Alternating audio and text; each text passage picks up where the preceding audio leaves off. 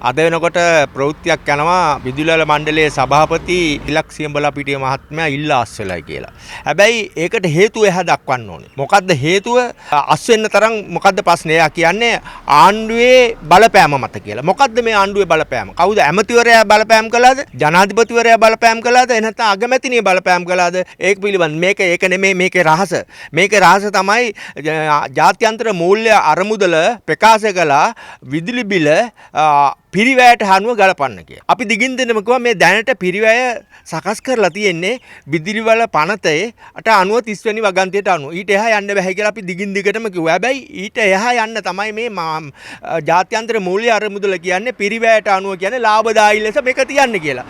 දැන් ඇත්තටම රංජිත් මේ සියඹලාපිටිය මහත්මයා දිගින් දිගටම හිටියේ මෙතන තමයි. ඇමතිවරයාත් එක්ක එකට හිටියේ. දැන් දීගේ කැඩිලා. දැන් මේ කැඩිච්ච හේතුව කියන්න වහම හැබැයි ඇමතිවරයා පාර්ලිමේන්තුවේදී කියනවා විදුලි බිල කිසිසේත් වැඩි කරන්නේ නැහැ කියලා. බයිලානේ එක සැරයකට කියන පාර්ලිමේන්තුවේ 37න් වැඩි කරන්න ඕන කියලා දැන් වැඩි කරන්නේ නැහැ කියලා කියනවා. Step into a career in business. After A levels, join IIT. Register now.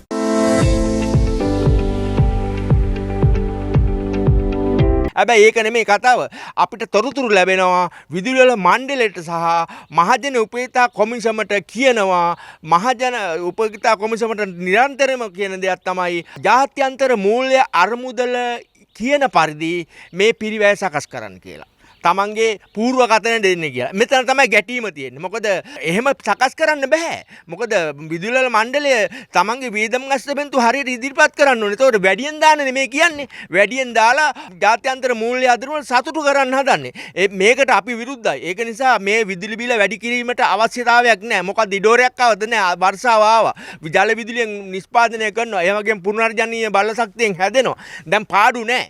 ඒක නිසා අපි කියනවා දැන් මේ ප්‍රශ්නේ දඩමීමා කරගෙන මේ සභාපතිවරයා ඉල්ලාස් වෙනවා. ඔහු වග කිය යුතුයි. ඔහු පසුගිය මේ කාල පරිච්ඡේදය තුල ඔහු කරපු ක්‍රියාවලට ඔහු වග කියන්න ඕනේ. අපි අපරාධ පරීක්ෂණ දෙපාර්තමේන්තුවට නැත්නම් අල්ලස් සහ දූෂණ කොමිෂන් සභාවට අපි පැමිණිලි කළා. මෙයාගේ පිළිබඳව.